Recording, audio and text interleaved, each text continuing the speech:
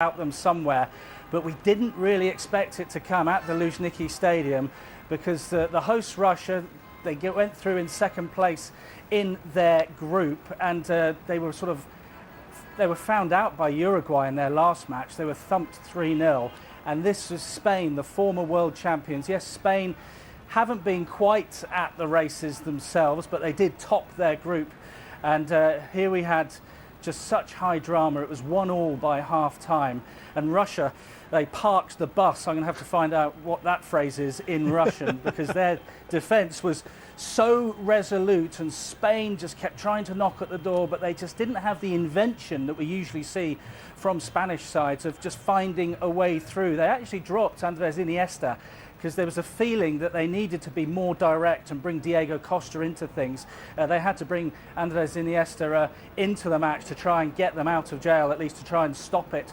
going the distance that it did. And Igor Akinfeev actually made a very fine save from Iniesta as we went into the extra time and then the penalties as well. And Russia were superb. They scored all 4 of theirs. And Igor Akinfeev, who's been much maligned, the feeling is that if you get something on target against him, then you're probably going to score at some point. Well, he saved 2 of those penalties, so he is the hero. But I think the Russian defence, all heroic as well, and every single man who came on. Remember, you can use 4 substitutes now when you get into extra time. So the Russians brought on a 4th man as all those legs were tiring and they were going down with cramp. And my word, this place, when they got out of the group by winning their first 2 matches, Russia, this place just came alive, the car horns going all night. And when the majority of that 80,000, which is sort of somewhere that way across the Moscow River, it's in the bend of the Moscow River, a fantastic stadium where the final will be in 2 weeks' time today. When they get back into town, we're going to hear them before we actually see them. It's going to be something else. This city is not going to sleep, Sean. I was going to say it's going to be a lot of celebrating tonight, Ollie, and I look after yourself in all of that entertainment.